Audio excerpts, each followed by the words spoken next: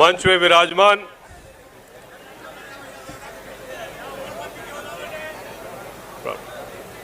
प्रदेश के भावी मुख्यमंत्री आदरणीय श्री कमलनाथ जी, ये पूर्व दे कहना बंद करो भाई।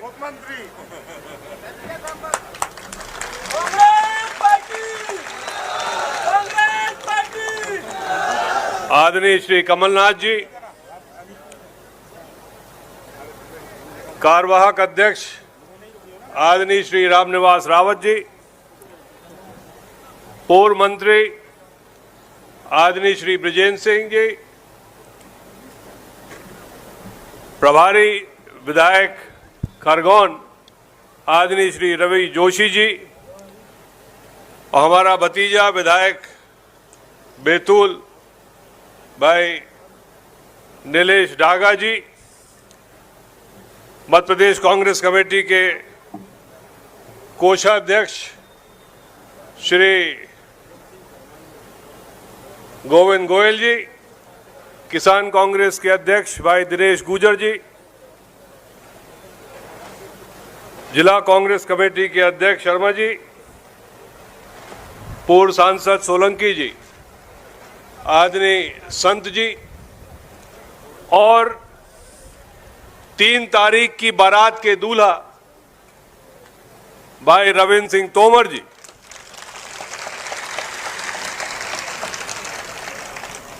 दाढ़ी ओढ़ी से मत चलो भाई, ठीक ठाक है दूल्हा वैसे। मंच विराजमान सभी सम्मानित बुजुर्ग, आदरणीय रक्षपाल सिंह जी से उम्र से लेके और सभी सम्मानित युवा साथीगण, इस सभा में उपस्थित सभी सम्मानित बुजुर्ग, माताएं, बहन और हमारे प्रिय नवयुवक साथीगण,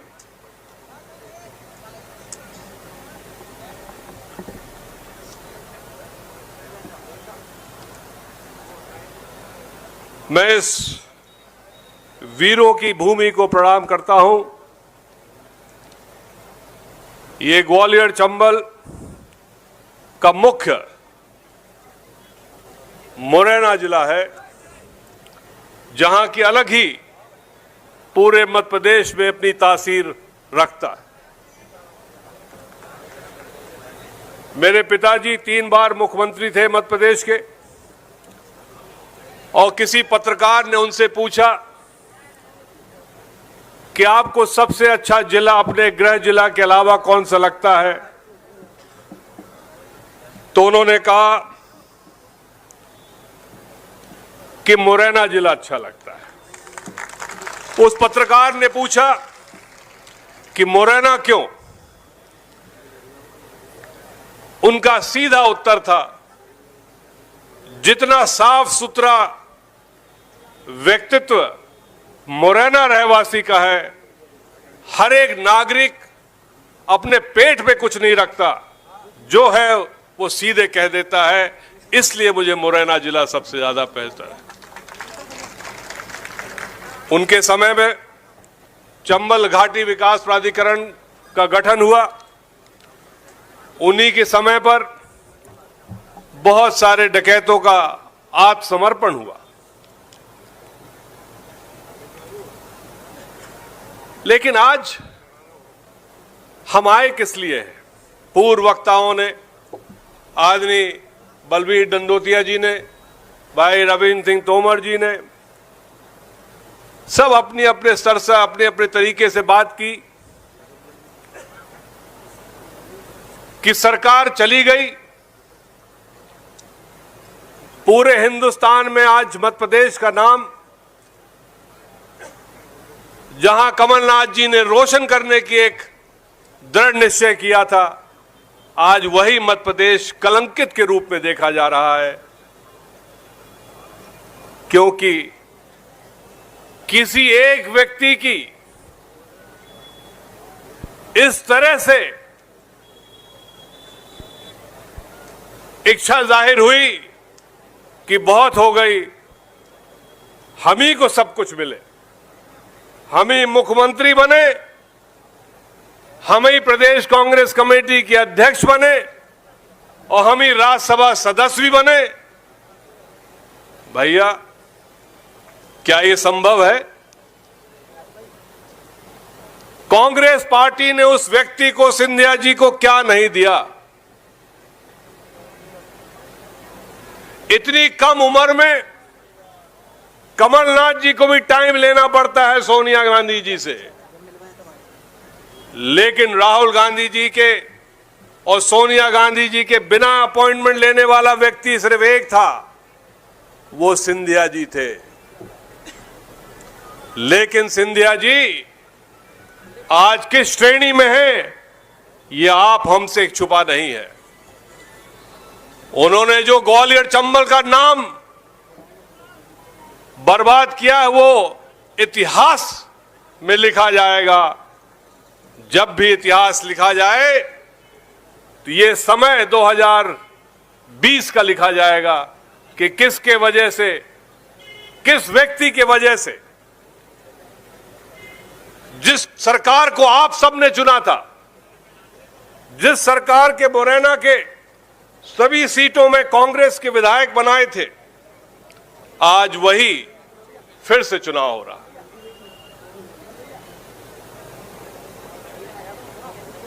कितना बात कहें गद्दारों की। मुझे समझ में नहीं आता कि कुछ लोग कहते हैं कि सिंधिया जी ले गए गिरिराज को, लेकिन परसों के अखबार में, कल के अखबार में शिवराज सिंह जी का बयान है कि गिरिराज तुम कहां पड़े हो, मैं तो पहले से लगा था तुम्हें आने के लिए। तो अब यही समझ में नहीं आ रहा है गिरिराज किसके पाले में है, लेकिन नरेंद्र भाई के पाले में नहीं है, ये जरूर तय है। जिस व्यक्ति को हम सब उस घटनाक्रम के समय सोच रहे थे कि हमारा प्रदेश का अगला मुख्यमंत्री भाजपा का कौन बनेगा, बहुत चर्चा के नाम था कि केंद्र से कोई मंत्री जी आएंगे, वो मध्य प्रदेश के अगले मुख्यमंत्री बनेंगे। बात सही थी कि नहीं थी? चर्चा थी कि नहीं थी? लेकिन किसकी वजह से नहीं बन पाए? वही उस व्यक्ति की वजह से नहीं बन पाए जो 22 विधायकों को लेकर भारतीय जनता पार्टी में शामिल हुआ। वही सिंधिया जी के वजह से नरेंद्र सिंह तोमर, हमारे बड़े भाई, 2003 में जब मैं पंचायत ग्रामीण विकास मंत्री से हटा और भारतीय जनता पार्टी की सरकार बनी, तो नरेंद्र सिंह तोमर जी पंचायत ग्रामीण विकास मंत्री बने थे। शपथ लेने के तुरंत बाद मेरे पास आए। ऐसा व्यक्ति मैंने भारतीय जनता पार्टी में नहीं देखा। शपथ लेने के तुरंत मेरे पास आए कि भैया जहां आप खत्म हुए वहां से हमें शुरू करना है, बताओ क्या क्या प्रायोरिटी है। यह होता है एक व्यक्तित्व का। लेकिन उनके साथ जो सिंधिया जी ने धोखा दिया, ये तोमरघार की जनता कभी माफ नहीं करेगी, कभी नहीं माफ करेगी। मैं तो ये जानता हूं कि चंद दिनों की बात है, चंद दिनों की बात है, कमलनाथ जी दोबारा मुख्यमंत्री बनेंगे। और उसका सिर्फ एक ही कारण है कि हम सब बर्दाश्त कर सकते हैं, लेकिन बेईमानी नहीं बर्दाश्त कर सकते।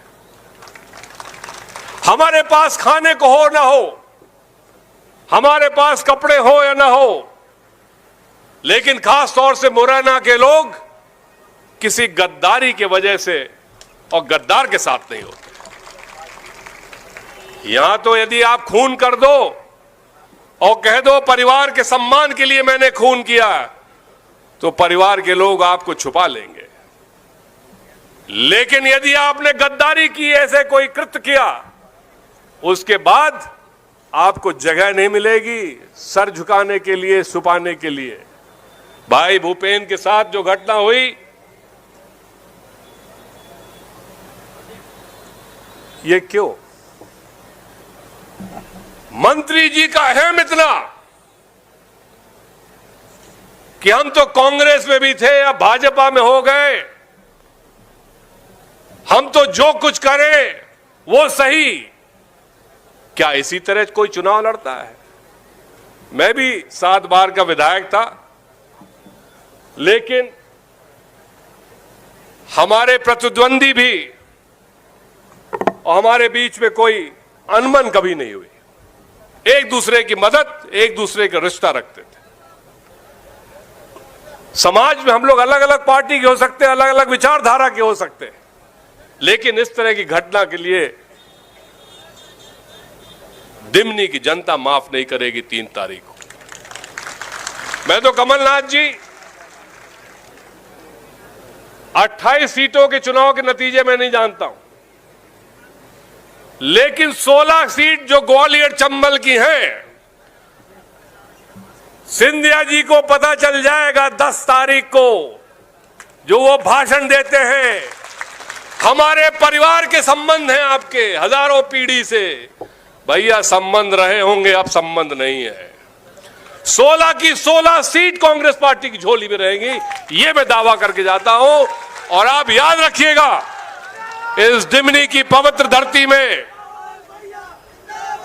ये मैं कह के जा रहा हूं कि मुखिया प्रदेश के मुख्यमंत्री तो बनेंगे ही, लेकिन ग्वालियर चंबल में सिंधिया जी का नाम सफाया हो जाएगा। धन्यवाद। जय।